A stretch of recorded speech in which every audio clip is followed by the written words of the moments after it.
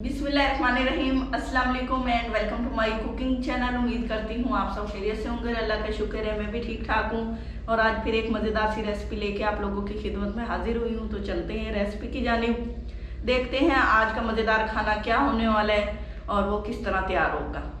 बिस्मिल्लाहिर्रहमानिर्रहीम। यहाँ आप देख रहे हैं मेरे पास काफ़ी कुछ है। आज मज़ेदार सा लंच डिनर तैयार हो रहा है। दोनों टाइम पे हम इसे बना सकते हैं और मौसम के हिसाब से भी है और भरपूर हेल्दी है। तो शुरू करते हैं। यहाँ पे मैंने लिया है एक कुकर में ये देखिए यहाँ पे है मेरे पास कुकर। उसको मैंने चूल्हे पे चढ़ा दिया है। उसके अंदर मैं पानी डाल देती हूँ। ये 1/2 लीटर पानी है, ये डाल दिया मैंने जी। तो यहाँ पे मेरे पास आधा किलो मटन है जिसको मैंने साफ़ कर लिया है और धो लिया है। इसी तरह आपने भी धो लेना है। तो ये डाल देती हूँ। ये हड्डियों के साथ है, यानी आपने हड्डियों के साथ लेना है। सिर्फ मीट नहीं होना चाहिए, मतलब गोश्त का पार्ट नहीं होना चाहिए, हड्डियाँ भी होनी चाहिए ताकि हमारी टेस्ट अच्छा बने। तो जी इसके अंदर मैंने पहले 1/2 लीटर पानी डाला था। अब मैं इसके अंदर डाल देती हूँ नमक टेस्ट के मुताबिक डालना है। अब उसके बाद मैं इसके अंदर थोड़ा सा गरम मसाला ऐड कर देती हूँ। ये देखिए यहाँ पे मिक्स गरम मसाला है मेरे पास, साबित है, तो ये डाल देती हूँ। और यहाँ पे देखिए मेरे पास ये लेमन है, ये डाल देते हैं इसके अंदर। 1 कटी हुई सब्ज मिर्च डाल देते हैं। बस यही चीज़ें हम इसके अंदर डालेंगे जी। तो 1/2 लीटर पानी पहले डाला था, तो 1/2 लीटर मज़ीद पानी डालते हैं इसके अंदर ताकि इसकी मज़ेदार सी यखनी तैयार हो जाए। और साथ ही मैं इसके अंदर डाल देती हूँ अदरक और लहसुन कुटा हुआ।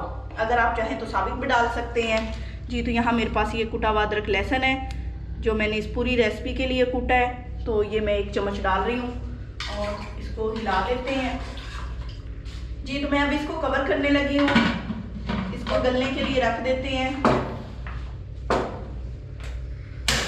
ये देखिए बिस्मिल्लाहिर्रहमानिर्रहीम जी। तो हमारी यखनी तैयार हो रही है और अब उसके बाद मिसाला तैयार कर लेते हैं। मिसाला तैयार करने के लिए मैंने ये फ्राई लिया है, पैन लिया है। इसके अंदर मैं ऑयल डालती हूँ।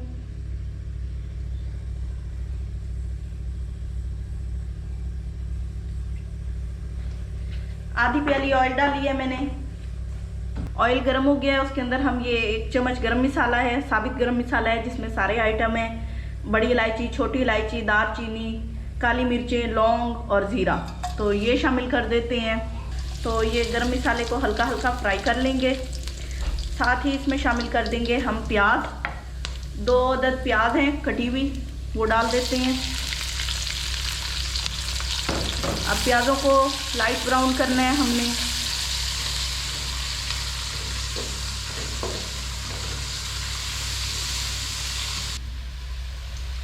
जी तो प्याज ब्राउन हो चुके हैं। अब इसके अंदर अदरक लहसुन का पेस्ट है 2 चम्मच, ये डाल देते हैं और इनको भी फ्राई कर लेते हैं प्याज़ों के साथ।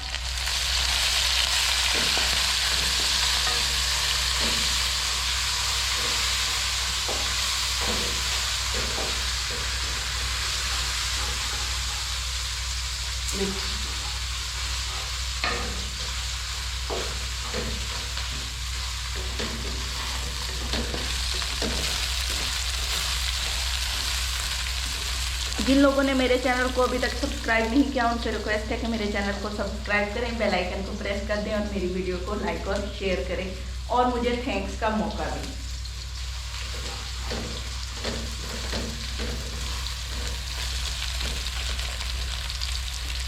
अब इसके अंदर हम शामिल कर देते हैं टमाटर। 2 टमाटर हैं कटे हुए, ये डाल देती हूँ जी। और ये मेरे पास है आलू बुखारा है 5 अदद और ये इमली है और उसके अलावा 5 साबित सुर्ख मिर्च है और लेमन है, 3 साबुत मिर्चें कटी हुई हैं, ये मैं डाल देती हूँ। और उसके बाद ये मेरे पास है नमक, सुर्ख मिर्च है 1 चम्मच, हल्दी आधा चम्मच और ये पिसा हुआ गरम मसाला है आधा चम्मच। ये मैं सिर्फ टेस्ट के लिए डाल रही हूँ।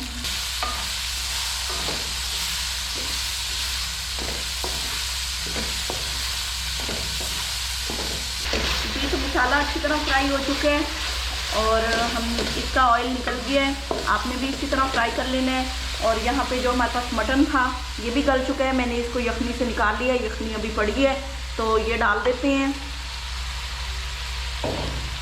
इसको इसके साथ भून लेते हैं, थोड़ी सी देर लगेगी। बहुत मज़े का यखनी पुलाव तैयार होगा और बहुत आसान तरीके से।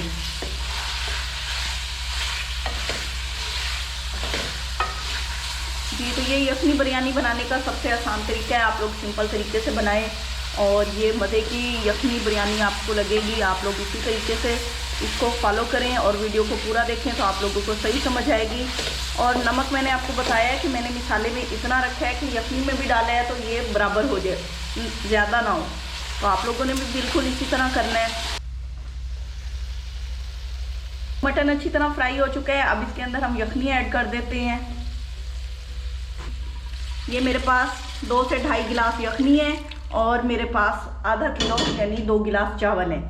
तो अब मैं आपको बता दूं, मेरे पास कच्चे बासमती चावल है, अगर आपने पक्के यूज़ करने हैं तो आप 3 गिलास यखनी डालेंगे।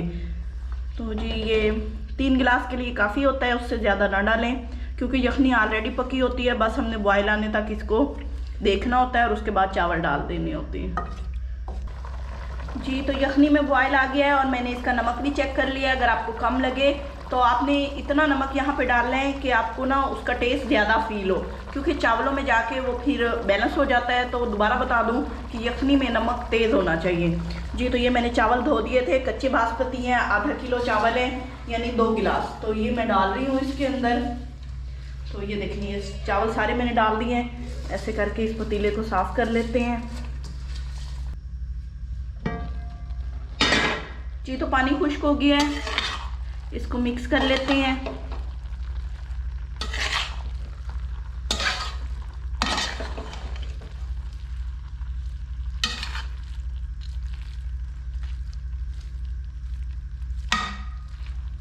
पानी आप देख रहे हैं अच्छी तरह खुश्क हो गया है। मैं इन चावलों को सेट कर लेती हूँ और उसके बाद